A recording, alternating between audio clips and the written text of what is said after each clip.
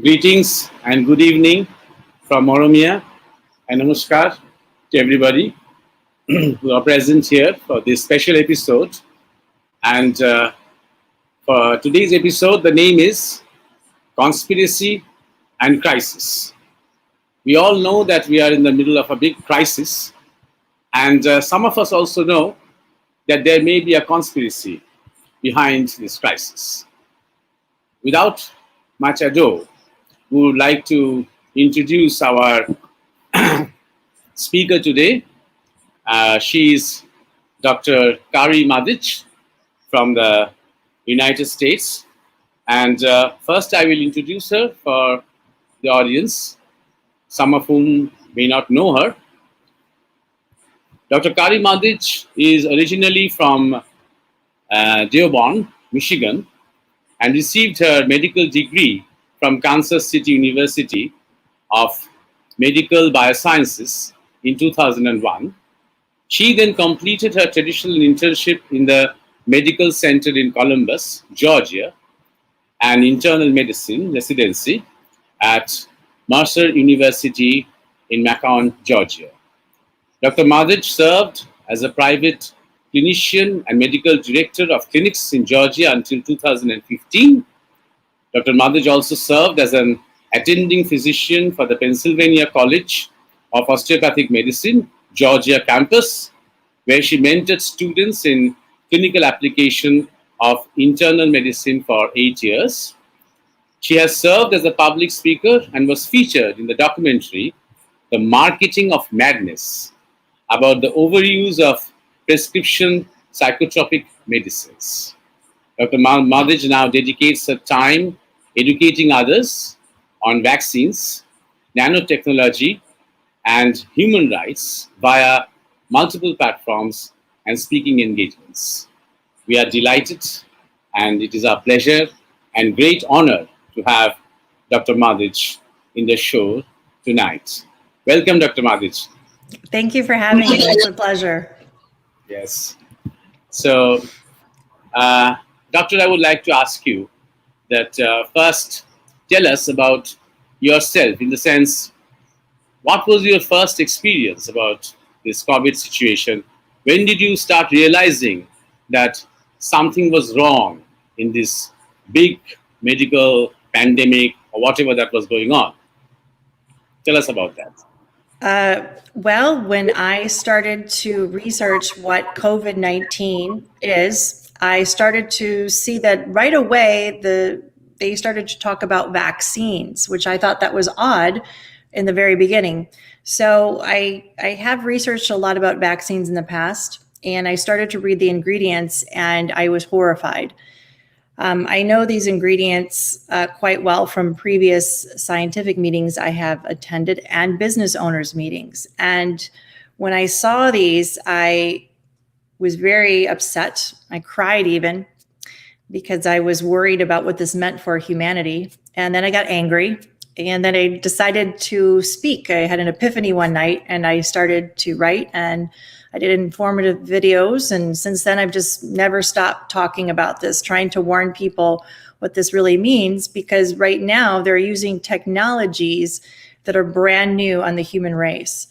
And, there's a lot of dangers with it, and to me, there are ulterior motives attached to what is going on inside of these injections. Okay, we will talk more in detail about that a little while later. But right now I want you to tell us, what do you think about the virus itself, the COVID-19 virus, which is now a dead story actually. But in India, there was the second wave, and now they are talking about a third wave, which is going to come in August, and they are targeting children for that. So what do you think about the virus itself? Well, first of all, when this first started to happen around the world, I thought it was very curious that the treatment was antibiotics. Antibiotics for a virus, that should not work, right?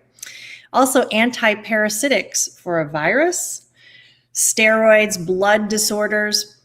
all of these things didn't make sense to me, and no one answered, why are we treating these with a wide variety of treatments for different issues if it's just a virus? So researching more, I'm like, well, this is a special kind of virus if everything is able to be used for it. And when I looked at it, I couldn't believe it, but so far there's been over 60 Freedom of Information Acts that not one lab, not one government entity, not the CDC, Center for Disease Control, nobody has the actual virus on file. Nobody has it. Wow, I was floored. Where is this virus? We only have a genetic code that was created by an artificial intelligence program. Again, this code was created by a computer program when they extracted just some genetic material from a person, only one person with infected lung fluid. And so the computer program created this. And that is what we're putting into people. So this code that's being put into people so that they can produce the part of the virus, we have zero proof to say that that code is what is making people sick around the world.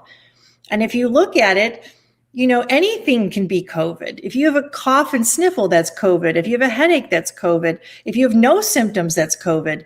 And right now, all the flu in our United States, all the pneumonias, we have almost zero because they're lumping that into COVID-19. We're using all these other issues. We're pulling in other diagnoses for this.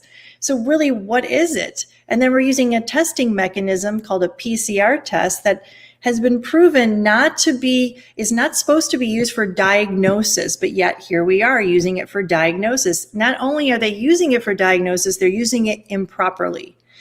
They're taking, pretty much what this is looking for a piece of genetic material in a specimen. And we do something called amplification, but it's so tiny, we want to be able to see it. So we start replicating it over and over. We call those cycles. And so you're not supposed to go over, let's say, 28 cycles, amplifications, because if you go over too many, then you're going to get a lot of false positives. Well, we went up to 40 cycles. They know this. Around the world, they know this. Why were we using the test improperly? And also encouraging doctors and hospitals to put the diagnosis of COVID-19 down. So in the US, you can put anybody down for COVID-19 if they just have one or two symptoms. That means a cough, a fever, anything. Even if they have a negative test, you can put COVID-19. There are so many reasons why the numbers of cases we have are false. They are not accurate cases at all. So why would we purposely, and this is purposeful, have so many inflated cases? Why would we be doing this? It's not just the United States. Around the world, this is happening. You have to look at, why this would be happening. And you have to see that, there's a vaccine that is making people a lot of money right now. And you have to see that it keeps us in this state of emergency where it takes away our rights in our own countries. It takes away our human rights. It takes away our constitutional rights. And so this keeps us in a perpetual state of almost like a martial law around the world. So if they keep these case numbers up to the people around the world, this is the justification to keep us from our own rights and to push agendas and to push things that are making other people a lot of money. From the very beginning, this whole thing started from a lie. Everything started from lies, and everything we've seen so far are still lies. And so it is up to us, the people, to say no. And it doesn't take that many of us to say no, because this is not stopping on its own. This lie and deceit, it continues on, and we are the ones that suffer, not the people pushing this agenda. So you mean to say that actually the virus at a biological level doesn't exist at all? We need to have proof of that. I'm a scientist at heart. I have not seen proof of the actual virus causing the infection in somebody. Not one science lab around the world has that. I can tell you that a correlation that we see, we always look at for everything, right? When we see an area that has 5G towers put up, we do see a very increased rise of cases as well as deaths. 5G absolutely has a correlation. We have research papers actually proving that. And we have papers showing how a certain frequency that's put out can actually induce the virus called COVID-19 or that syndrome into the skin cell of a human. It's just a frequency. So I think we need to start looking at some other issues that are going on. To me, I think there's multiple things happening. I think people are getting the common cold, the common flu, the common pneumonias, and then just misdiagnosis. So there's that happening. And I also think that the amount of 5G, this energy that is going on around the world that's not very good for human health or for animal health or plant health is being increased in the last 2 years. And this is also causing the rise of cases. So, and of course, not treating people appropriately either, not giving them the proper treatment for anything. So I really think this is based on a lot of lies and deceit and manipulation. So what is this story about the leak from the Wuhan lab? And there's one school of thought which says that it came from bats. Okay, let's forget about that. But another thing that it has been created synthetically from this previous SARS virus. So all these stories don't stand.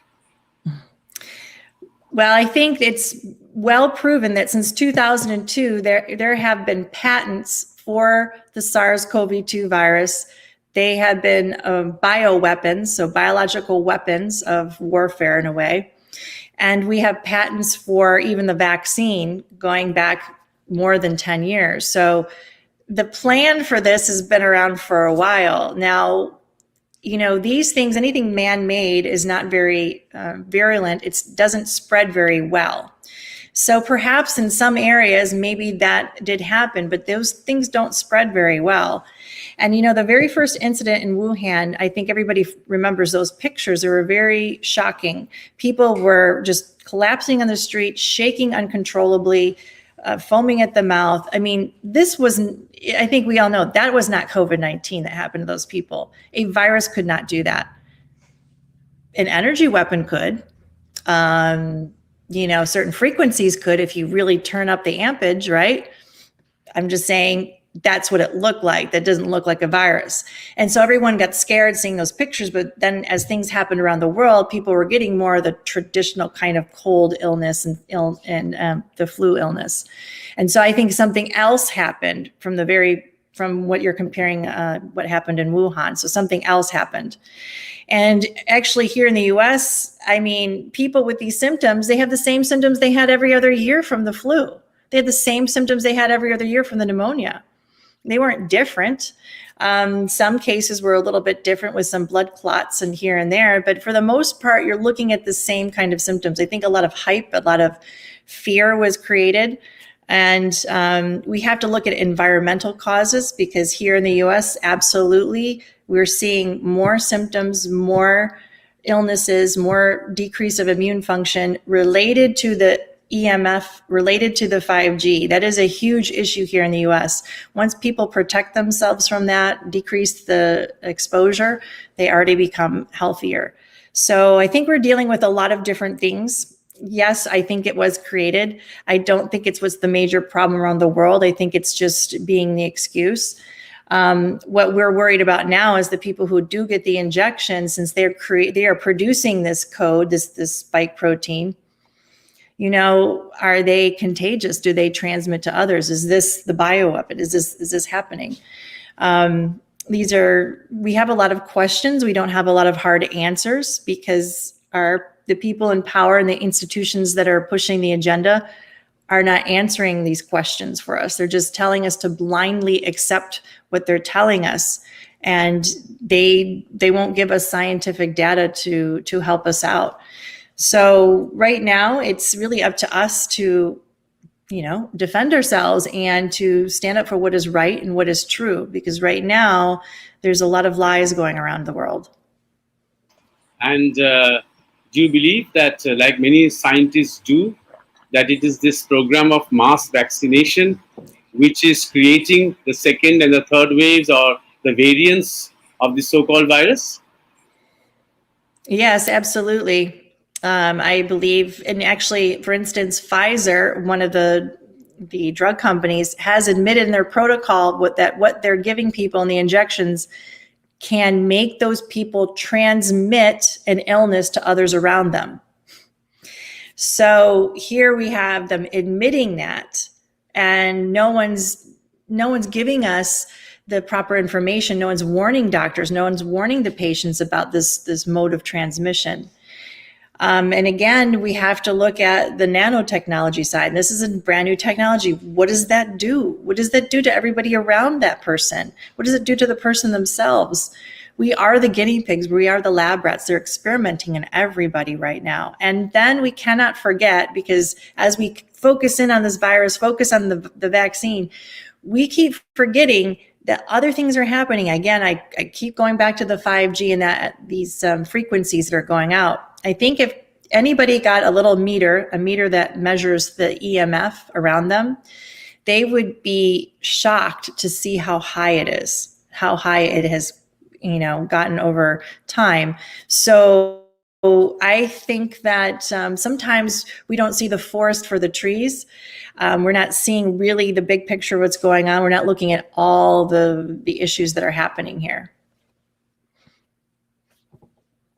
And what is your opinion about this, the restrictions and all the measures that governments world over are taking? Like, for example, mandating masks, using sanitizers, social distancing, and lockdowns. What impact are they having? I mean, what is the plan behind all this? So hand sanitizers are terrible. We have many studies showing that when you use a hand sanitizer, the bad bacteria on your hand multiplies 100 times faster in 1 minute than if you didn't use it at all. Just regular soap and water. You should never use a hand sanitizer. We have so many studies to prove that. Why are they telling people to do that? Because it makes things worse. The masks, they don't work for this. You should never put a mask on a healthy person. They can make people sicker. We are misusing the masks by all the government standards, by all the OSHA standards. Why are we doing the wrong thing? Even Dr. Fauci here says the masks are only symbolic. They don't work. Symbolic? Yes, they're symbolic of slavery. That's what they've been symbolic of oppression. And social distancing is based on no science. This is ludicrous. This is not science. We since when does a virus not jump more than 6 feet? These things are there to condition us, to get us to be more compliant. It's for more control. And if we look at what around the world, what world leaders have been talking about for the plan for all of us, the common people, you only have to look at the World Economic Forum on their page. They tell us that in 9 years, that every single person around the world our lives will be drastically different. That we will own nothing, we will have no privacy, but we will be happy. And that in this 9 years, we will be connected to all digital devices. Our human bodies will be connected. And in doing so, all of our thoughts will be known, all of our dreams will be known and recorded. And in this description, they said, if your thoughts or dreams are not in alignment with the narrative of the day, that they could you would get in trouble for what you even dreamed of. Does this sound like a good and healthy society? And how could they accomplish all this in 9 years?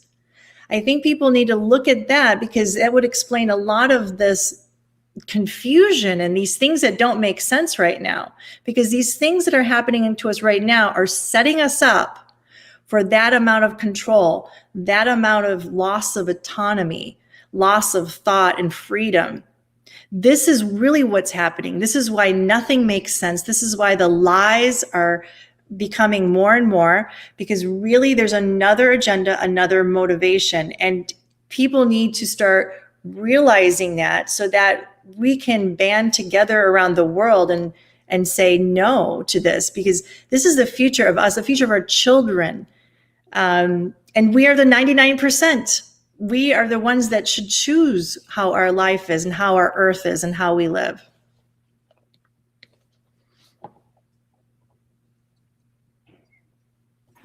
Right, and I would like to. I think, uh, is there some problem, technical problem? Yeah, right. No, I would like to ask you that you just said that we are heading towards a time when the human bodies will be connected to everything else, all Yeah. digital devices. So, how is the vaccine that we are taking in the body? How is it playing a role in aggravating this crisis? Well, these injections are the first step into making the human body be able to connect with anything digital. The way they're doing that is through nanotechnology or nanolipid particles.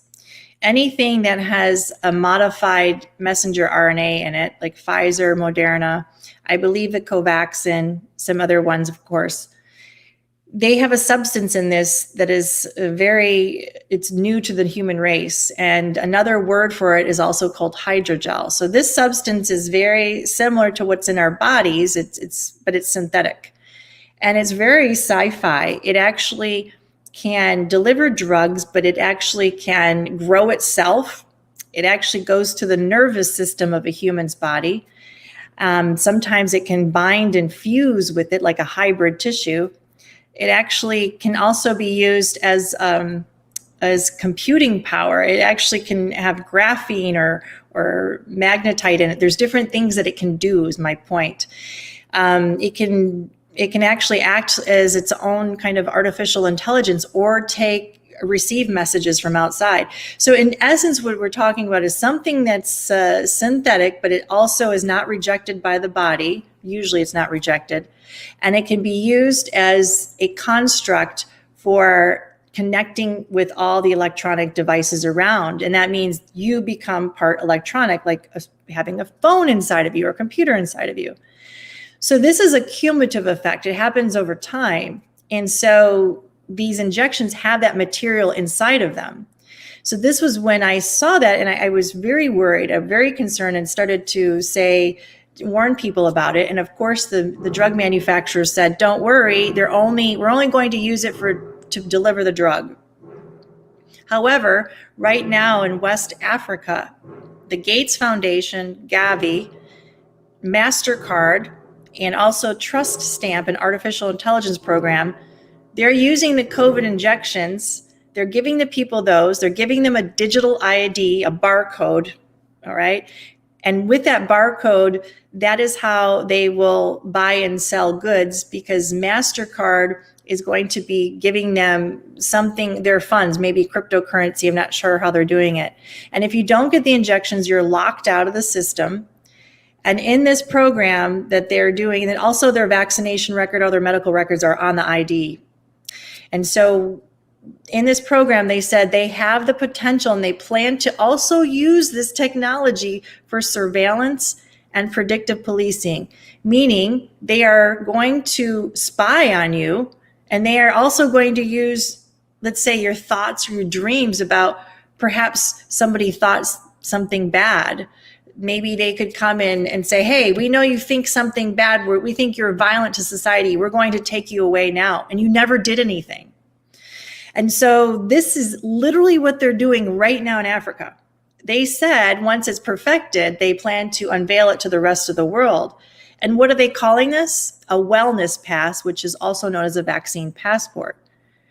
So if they're doing it in Africa, what makes you think that tomorrow they won't be in India, they won't be in the United States, they won't be in Canada, they won't be in Europe to do the same thing to everybody else there? This is why we have to be so careful right now, while we have the window of opportunity to speak up and say, why do you want to know this information? Why should we give you all this information? Why should we be connected to artificial intelligence, a computer that is not a human, that makes its own decisions? Why should we say okay to this? Because if you say okay to one thing, it's a very slippery slope. Before you know it, you might get to the point where you can never say no. You have no ability to say no. I'm just trying to wake everybody up and get them to see the potential and get them to see the ulterior motives of people that are involved here. It is not for the purpose of what people think it is. And if you look at the real data, the real numbers of really what are these vaccines doing? Well, the little bit of knowledge we know is not good. These injections at best maybe can give you just partial immunity, maybe for 2 months, only maybe. That's it. So when you hear on the news that it's safe or effective, they're lying, because right now that's all it can do, and the studies are not done yet. So no one is being told the truth. They're not being told the truth about the amount of miscarriages people are having. I mean, people who get these injections in the first trimester, when they're below 20 weeks, 82% of them have miscarried when they got the shot. 82%. We don't know what will happen after that if you can get pregnant. We're not sure. This is about the future of the human race. So we're seeing a lot of problems. The adverse of mostly heart attacks and strokes are happening very quickly. Paralysis. We're seeing, nervous system disorders. We increased of cancers already. This is a very dangerous kind of thing to give people when we have treatments. We have ivermectin, we have hydroxychloroquine, we have the antibiotics. And why aren't we looking at cheaper solutions to this? People have to realize this doesn't make sense from any standpoint, and it's harming people. And now they want to force this on children that have almost a zero risk of dying from it. And we are supposed to protect the weaker than us. We are supposed to protect the more fragile. It is our duty and responsibility to protect the children. So we should all be standing up and saying, no, you cannot do this to the children. This is where I'm very disappointed in humanity. We forgot what it means to be human. We forgot our duty and responsibility. And we forgot about our divinity and our connection with God and nature and earth. And we need to get that back. Yes, and one of the things that we do know, and you also talk about it, we also know about the agenda, is to reduce the population of the world drastically. Now, many people are asking that how does it help? When you shrink the market, how does it help the corporate elite, let's say, or the pharma lobby to have a more reduced market? How will that increase their profit or their power or their control? I mean, they think that a big population is a big market. In that sense, they're asking this question.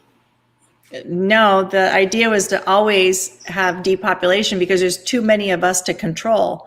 When you have a smaller population, it's easier to control because the intent is to ultimately control a person, not just with your body, but your mind as well. And so in this new world that they envision in 9 years, all of us are connected to each other, but through artificial intelligence. And so all of us would act as a hive mind. They actually say those words. And everything is connected, but everything is shared. Nothing is private. And there are rules. And the rules are made by the artificial intelligence program. So let me give you an example of how this could be bad. So let's say you're driving and it's a lot of traffic, and who doesn't get angry sometimes? You're a little frustrated and you think, oh, I wish I could just run into that car and make them move faster. You might think it for a second, but you wouldn't do it because you think about it and it goes away. But in this new world, if you think it, you are a violent person. And you could be stopped and taken out of the car and said, no, you don't get to drive. Or maybe you're taken away from the house. Who knows what they could do as a repercussion. But in the system, it's black and white. There is no human thought. This, in the people's pushing the agenda, this is their idea of safety. Also, looking at this, they believe that we should all be immortal. They don't even believe in our soul. They don't believe in God, the people pushing the agenda. They actually say that they'll make us immortal by uploading all of our memories and dreams into the cloud, then downloading them into either a new body or a robot or a digital avatar. That's awful to me. That is not living, and they don't understand that we already are immortal. I don't need them, and we already are connected through our soul, through our spirit. We don't need that. And they also, if you listen to them, like Ray Kurzweil, one of the people pushing this, he said, somebody asked him, is there a God? And he said, no, but soon there will be one. Soon there will be one. So now you understand the people pushing this agenda, they don't think of us as divinity or being or God or anything like that. They want to create a God through a hive mind, through an artificial intelligence. They want to create that. And if you listen to them, that's what their idea is. But they need us all connected. They need our consent to do this. And so these are the very beginning steps of going into that kind of a world. So it's up to us to say yes or no. It's up to us if we consent to that. And it is not a world of having the freedom to love and to be and creative and independent and free to be close with God just inside of you. This is a different kind of way of being. And this is what we have to wake up to. And then, so once you understand that's really the issue going on, it's not about a virus. It's not about anything like that. It's on a spiritual level. To me, it's a battle of good and evil. They're trying to hijack our bodies, hijack our minds, but we have to agree to it. The good thing about all of this, though, is that once we do know it's on a spiritual level, it's a battle between good and evil, is then we should know that we are more powerful than any technology they have. We are absolutely more powerful than that. Once you remember really who you are and you tap into love, because I believe God lives in your heart, that organ, and spiritually and physically, that love energy is the highest energy, that vibration. And once you really have that intention and that belief, that spreads out, the energy is so strong, and it negates all that lower fear and panic and the nanotechnology and all of that crazy sci-fi. And it doesn't take many of us to accomplish that. And it spreads, it's contagious in a good way, that energy. And this is the key, and this is the secret. And prayer is powerful. And being together, us being together close and in that frequency, that love, and praying together and bringing God back into our lives, bringing God back into how we make decisions. That is the secret of everything. The fear and the panic is not that is not something that God gave us. That is something that is more demonic, and that is something that enslaves us. And so once you lose that fear, once you lose that panic, and you remember that we are eternal, and you stand for what is right, you stand in truth, game over for these people doing this.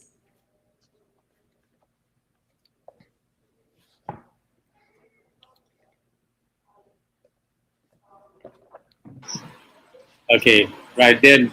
There's probably some technical problems sometimes. Anyway, we are hearing you fine.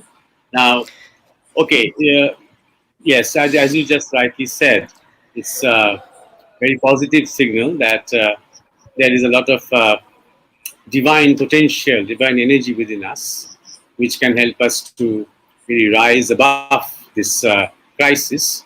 But at a more practical level, at this moment, the question that everybody is asking is, or the challenges that we are facing is, most people, is whether to take vaccination or not. If not, most people, when they're deciding that they will not take vaccination, they also know that maybe for that means that they sacrifice everything, their job, their rights as citizens, even their bank balance, their access to phone networks, SIM cards. In a way, they completely detach themselves or disconnect themselves from a life that they had known and lived and got used to for all these years. Mm-hmm. So it's it's none for them. It is not it is not very easy for them to think that I will be alone in this fight. They need to feel that we have to be with each other somehow. to be able to do this. So, what are your views on this? Yes, I agree. We have to start separating ourselves away from this old world. You know, the world we live in is not good. Look at how many genocides have happened over and over again. How much illness and sickness and death that happens unnecessarily. We have plenty of resources for everyone in the world. We have lots of land in the world. It's just purposely been only given to certain people and taken away from others. This is all purposeful if you really read history and you know what's going on. So you want to go back to that world, which will only get worse, or we make our own world, right? And here in the United States, we are doing more homeschooling, taking the children out of these terrible schools that are indoctrinating them, teaching them the wrong history, the wrong math, the wrong science.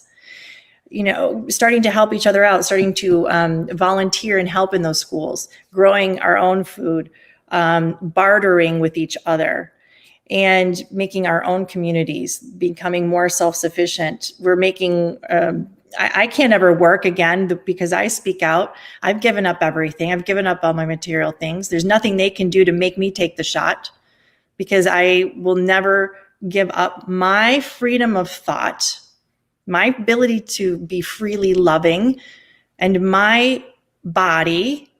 My body is my temple. It is sacred to me. They don't get to change it. And I know I'm eternal. So no matter what, I know where I go.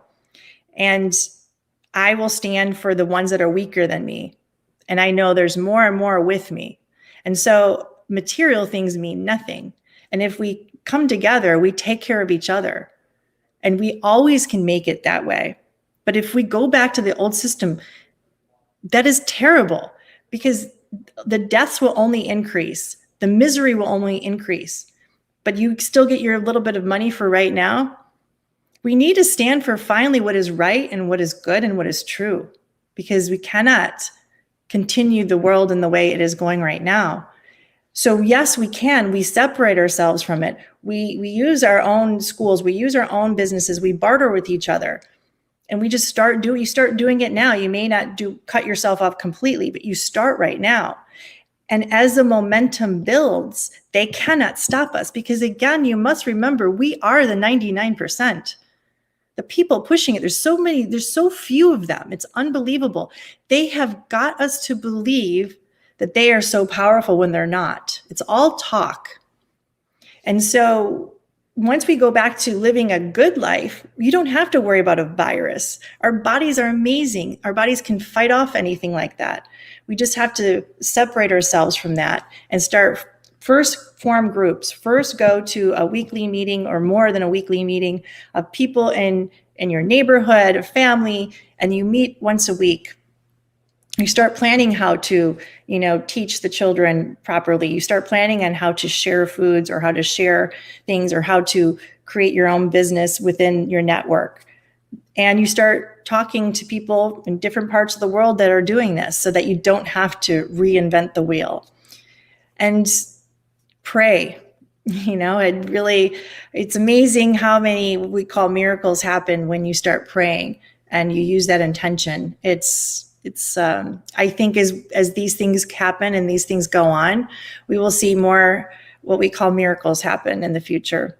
But it's up to you what you think your life is. I know what I believe life is. I protect my body and my mind, and I know where I go. So nothing can get me to take that injection.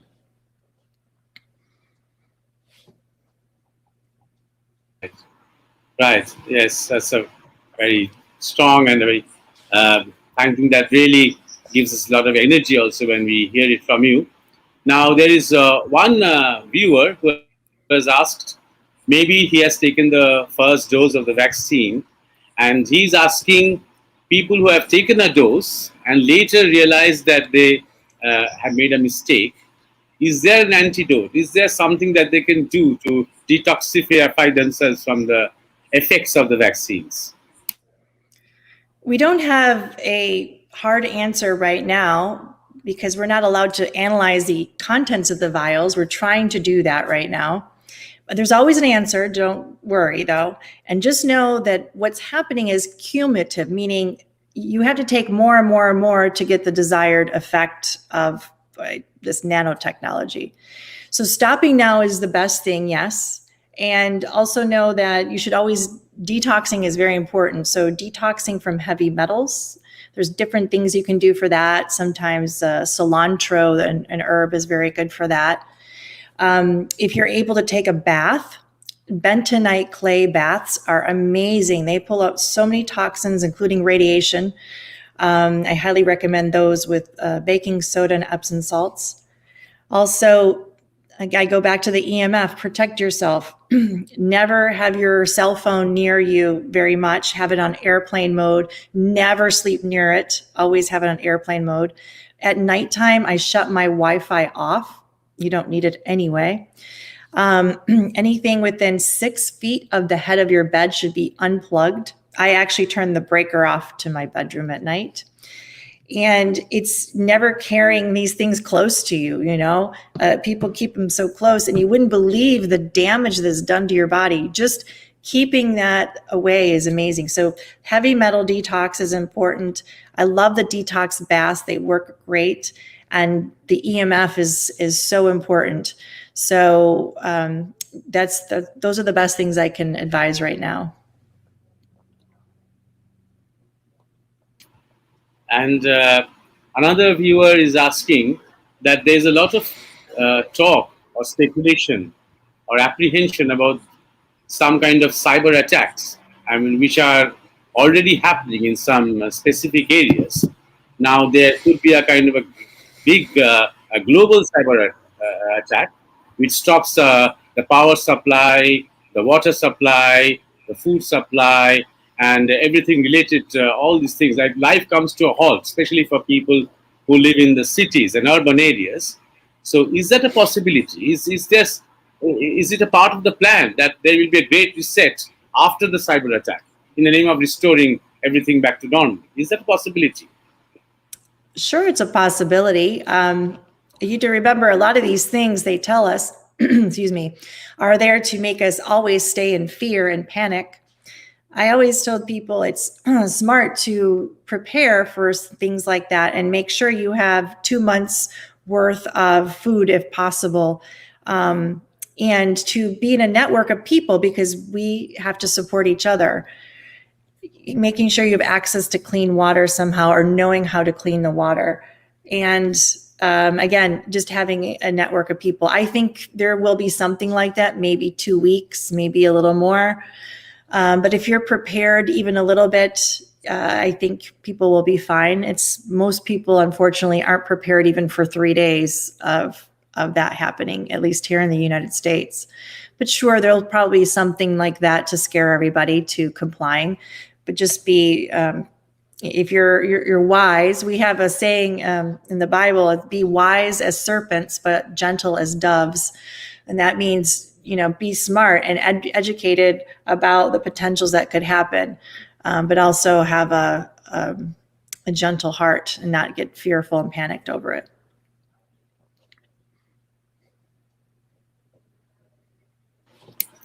Right. And just a while back, you were talking about this 99% and 1%. Yes, we know that the power and the control and the money and everything is in the hands of this 1%. And this 99% are just being exploited or being turned into some kind of digital components or slaves. But at the same time, there is one thing that I am noticing is that a major part of the population, at least in India, around us, are like conformists. Once they take the first dose, or once they sort of believe what the media is saying, what the political leaders are saying, what the frontline scientists and doctors who come on television every day, what they are saying, it becomes a kind of a mind control exercise. And once they take the first dose, they become more rigid and arrogant that it is good and everybody should take. Is that also a part of is this the character of the vaccine also? I want to ask whether to turn people into some kind of, conformists, you can Yes. say. Well, inside the injections, the nanotechnology will act as an antenna. And so an antenna picks up frequencies, and we are all very susceptible to different frequencies. It's been known for, about over 100 years you can do this. You can influence a person's behavior and how they act or think or what they do. And so the more of this technology you get inside of you, the more you are susceptible to being influenced. Of course, that's part of it.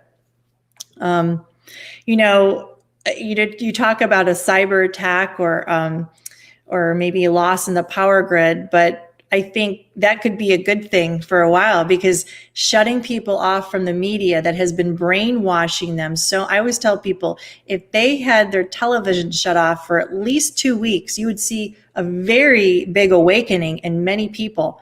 That's why I'm not so scared about these threats about cyber attacks or power outages.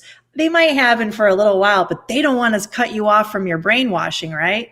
They have to keep the brainwashing up. So you think about that. The people in charge, they just throw things out there to scare you, but they don't want to lose the ability to brainwash us. So again, take that with a grain of salt in a way, and know that and see the bigger picture. And I think you can understand more. But I mean, like I said, I think it would be a good thing if we lost power for 2 weeks or we didn't have any internet for 2 weeks. It would be a blessing, because I think we would see a lot of our brothers and sisters finally wake up and see what's happening.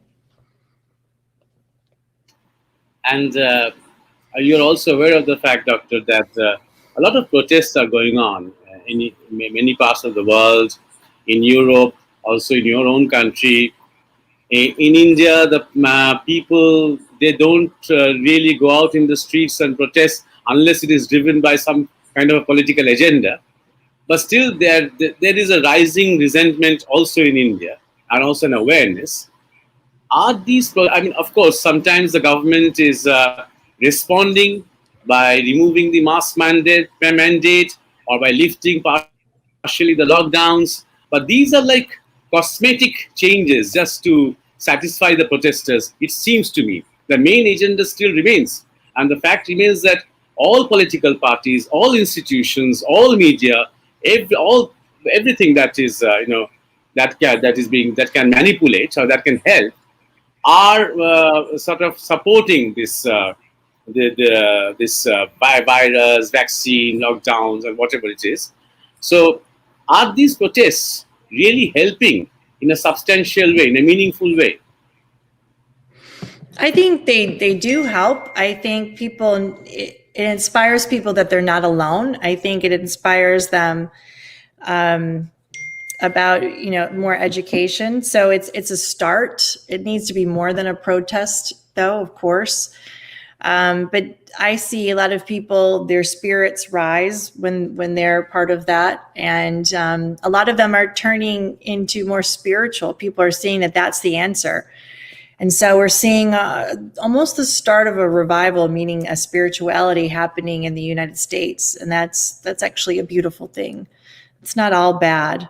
But one thing I want to remind people is, I think people think that, okay, I'll just give in. I'll just do what they tell me to do for the illusion of safety. And oh, well, so what if I have a boring life, a robotic kind of life? That is not the worst thing that can happen. I want to remind people, the people that are pushing this agenda, if you remember from the news of Jeffrey Epstein's island, most of the people that are pushing the agenda have been to that island, and people know that there's some very awful things that have happened there and other things. We're not just talking about the control of people. We're talking about people that have, to me, a very demonic way of living, of exploiting humanity to the worst extent, about believing in pedophilia, believing in human trafficking, believing that a human's life is nothing. Imagine if they could control us in such a way that I'm describing. What would they do to us and our children?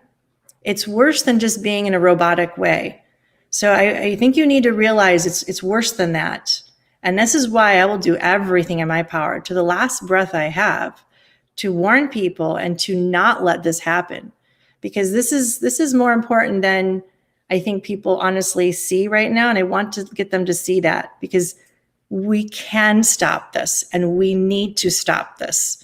And this is important for all of humanity.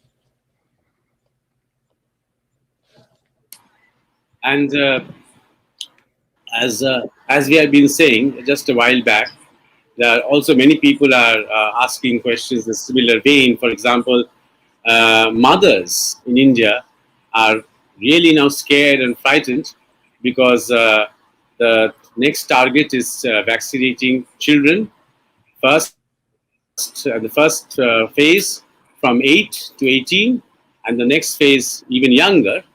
And they are also planning to isolate the children from their parents, from their family. I think it's also an opportunity.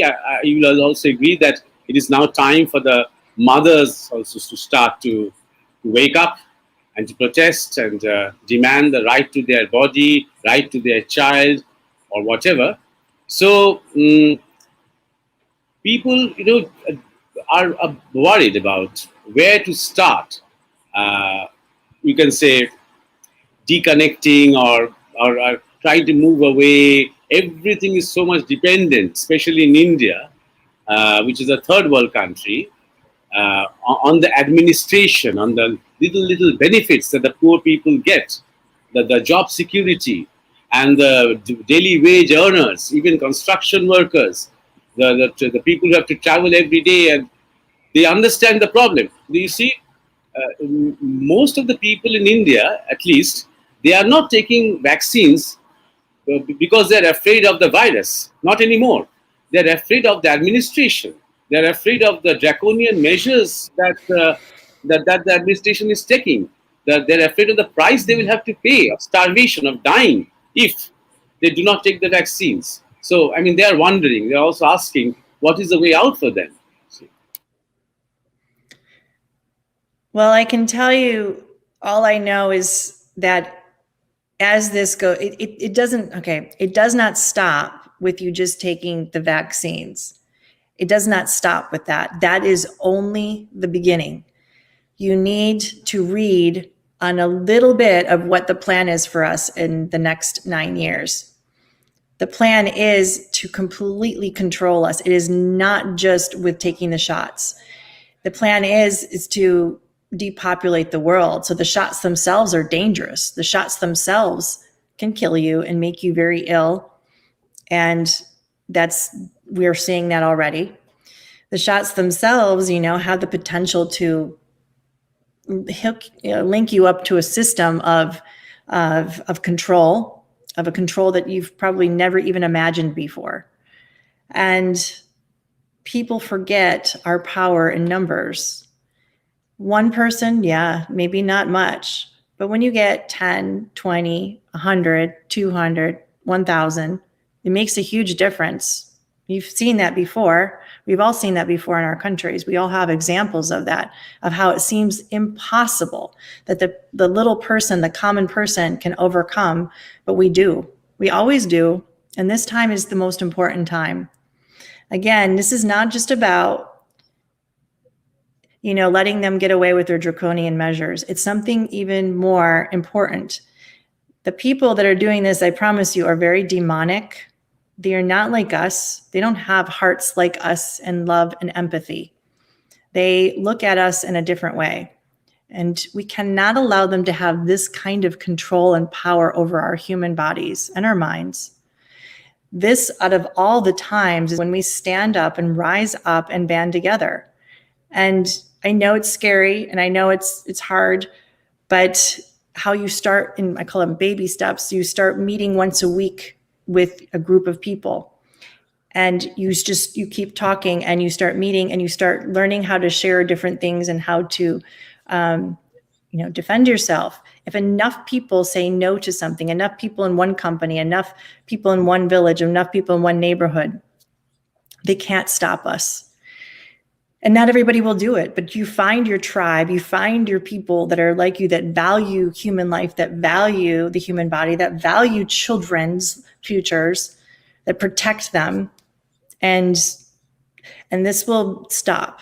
This is the only way, though, because people are in fear because They fell for the program. They fell for the manipulation. They fell for the lies. We are being lied to over and over again. I was able to travel the world a little bit not that long ago. And my gosh, we have so much land that's not populated, so much fertile land. We have so many resources that are being withheld from us. We have free energy. We have everything we need. We don't need to be sick. The cures are being hidden from us. Absolutely. Our bodies, all these illnesses are imposed upon us. We don't need to be afraid. But until we lose the fear and the panic and we finally get out of our jail cell, we'll never see the potential we have. And so I know there'll be two groups of us. Some will choose to stay in their prison, and that's their choice. We have free will. And then others, like me, no, I don't stay in my prison. I am not a slave. I'm a child of God. I value that, and I will protect others too. And so I find my tribe there. I find my people there, and that's what we do. And so that's the world we will create. Brilliant, Doctor. It's very heartening to hear you say this. There's one very interesting question, which I don't know whether you would like to tackle this question. It's from Devjit Bera. He says, what's your views on any kind of eternal invisible forces intervention in this game or battle between darkness and light? You know, we only see a teeny bit of our world existence. An example is, yes, there are beings, entities fighting for us as we speak right now. But we have free will, so we have to ask for them to help, So we don't see everything. And let me give you an example of water. So water is, you freeze it, it looks one way. You warm it up, the energy's increasing, it turns to liquid. The energy's increasing, it turns to steam, and you don't see it. It's the same molecules, the same thing, but you can't see it sometimes and you see it sometimes, right? That's kind of an analogy of beings or entities, depending on their frequency. So, of course, there's things around us, but there's also, demonic things too, negative things, of course. So this is how I always remind people. To be on the level of fear and panic means you chose to be on the level of the demonic entities, of the negative entities. That's really hard to be on that level, to live that way and to fight this. But as you raise your frequency, your vibration, the love, being connected with God does that. You come up the frequency, and now you're not at that level. You're not fighting these demonic entities at that level. You're in a totally different realm, right? And that's why we need to remember that it's our choice, each individual choice of where we stand and how we do that. But yes, there are things we can't see that are helping us, and we ourselves are very powerful beings. So we're not alone in this. I absolutely know that we're not alone, and God is with us. But this is our choice of how we do this. I want to give you one analogy of the eagle. So the eagle, I love this bird because a couple of reasons. This bird is one of the only birds that when there's a thunderstorm happening, it's not afraid. All the other birds hide. It flies into the thunderstorm and goes above it. It uses the power and goes above it. And so that it's protected and safe, and it uses the power of it, and it stays above it. So it doesn't run from the storm. The other thing is that it's not afraid of picking up any prey from the ground. When it flies around, it will pick up any snake. It's not afraid because it knows that some snakes are poisonous and it could kill it. But this is what the eagle does. It swoops down and gets it and never touches the ground. It picks it up in the air. The gravity will prevent the snake from having any power to go up to bite the eagle. And the eagle, instead of fighting the snake on its level, on its home, on the ground, it takes it up in the air and it fights it until it's too tired to fight. It takes it up to its level, its home. We're spiritual beings by nature. We're not physical. We just happen to be in this existence right now. So we need to go to our home, our spiritual home. And that's how we fight this battle. And that's how we win. So it's like at one level, you are talking about connecting with each other, meeting sometimes between friends, neighbors, family, talking and sharing. At another level, you are talking about our spiritual potential. So, in short, you can say like going back to nature, both in the external sense and also in the internal sense, also in the sense of our own human nature, and also in the sense that we go back to the rivers, the trees, and the soil, and the sun, and the air. All these things are supposed to be very bad for us. We are supposed to wear masks and hide inside homes in front of screens. Well, that shows you how scared they are of us, doesn't it? They are so insistent because they are so afraid of us realizing our power. They need us to not be around nature. That detoxes us from everything. We can get healthier no matter what they throw at us. They need us to stay away from each other because together we have power. They need us to stay 6 feet away from each other because, according to Heart Math Institute, the heart energy extends out of our body by 6 feet by chance. They don't want us to connect our heart energy with each other. The mask is a sign of submission and slavery, dehumanizing, so you don't connect with one another. It's all about keeping us separate. In the United States, we're not supposed to pray or worship or sing or laugh or dance, have joy. They don't want you doing that because, again, that raises your vibration and makes you more connected with God and each other. That's how afraid they are of our power. If they didn't have any worry about how powerful the human spirit is, our soul is, by coming together, they wouldn't care what we did. They would just keep giving us this propaganda out there, but they are scared. So you do the opposite of what they tell you to do.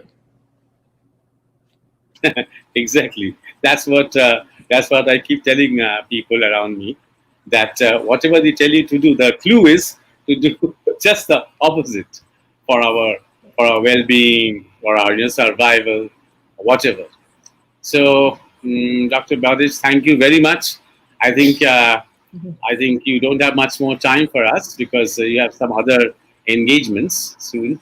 Yes. So it was a big pleasure, great pleasure to to be a part of this conversation.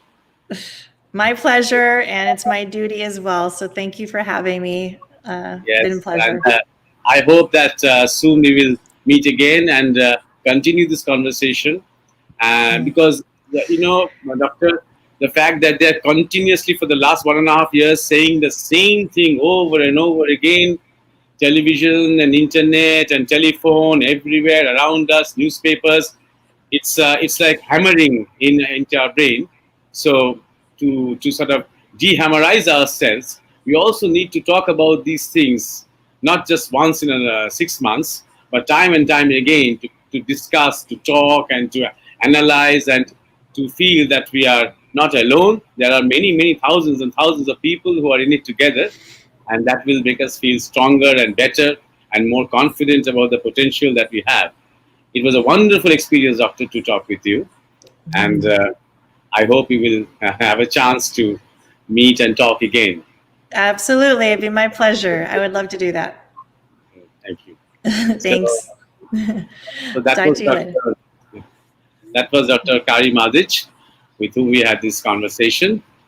And on this Saturday, that is the 17th of July, we will have another program with Devashish Laha on the third wave and the effect that is going to have on the children. The name of the program is, in English, The Third Wave and the Child, and the Bengali name is Tritiyo Dheuer Shishu Boli. Saturday, 8 p.m. Same channel, Maramia Cultural Expressions. Please be present and be part of the program and ask your questions. And I hope you enjoyed this conversation. We got some kind of a direction also from her. She has been talking about this from the very beginning of the pandemic, and she has this very positive and very spiritual approach. At the same time, she's a medical professional. She has got tremendous technical knowledge about all the things that she has been talking about, and I hope that you have gained something from it. And some of your doubts, some of our doubts have been cleared. So if you feel that you need to, please share this this talk, this link with others, your friends, the cynics, people who are doubtful, people who are uncertain, people who are scared, people who are in panic. Please share as much as possible this program. The more we share these programs in different groups and in different places among different people, even if we are trashed, even if there will be some people who will say that this is all, bullshit, unscientific, these are rumor mongers and totally totally magic stuff, talking about spirituality and all this. What nonsense! This is science, and that is just a non-conformist attitude without base. People, there will be people who will say these things, of course, because they will be challenged naturally. But at the same time, there will be others who might be touched, who might be inspired to do some thinking by themselves, using some common sense, doing some research, doing some exploration, because it is time we stop ourselves from being dictated by others. It is time that we start thinking about ourselves, because at the end of the day, it is our body, our health, our child, yes, that matters. It has got nothing to do with the corporate lobbies, nothing to do with this pharmaceutical lobbies, these medical companies, the governments and administration. They have no right to our life. It is our life. We decide and we explore by ourselves. So it is not enough to say that all scientists and doctors are saying take vaccinations. There are many scientists and doctors who are saying do not take the vaccines. Do not conform to whatever that is being dictated to you. Do exactly the opposite. If the administration tells you wear masks, do exactly the opposite. Just now, Dr. Madej has been telling us. If they say use sanitizers, do exactly the opposite. Never use sanitizers. Use water.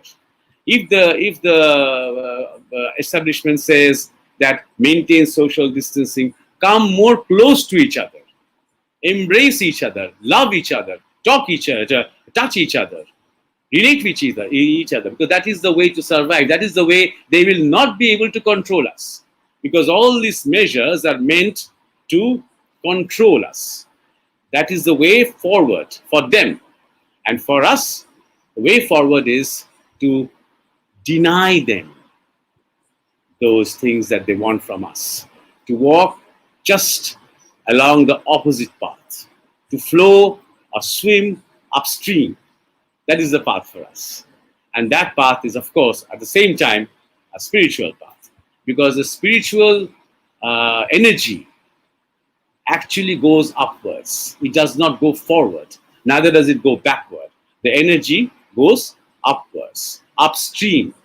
So that is the solution, both internally and also externally, in society, in life, in nature.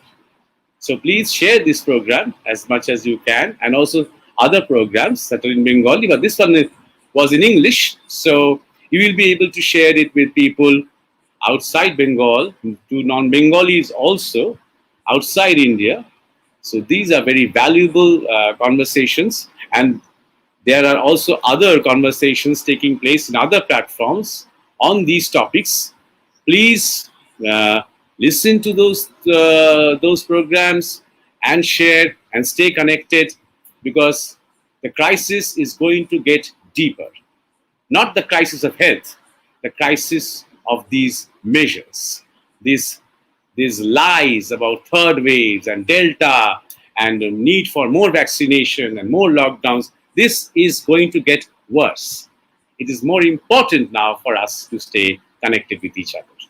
So before I leave, once again, let me remind you that on Saturday, just the day after tomorrow, we will have another program in Bengali with Sri Debashish Laha. It will be on the third wave and the impact on the child. That is Saturday, 8 p.m., the same channel, Maramia Cultural Expressions. Thank you and namaste to everybody. Good night.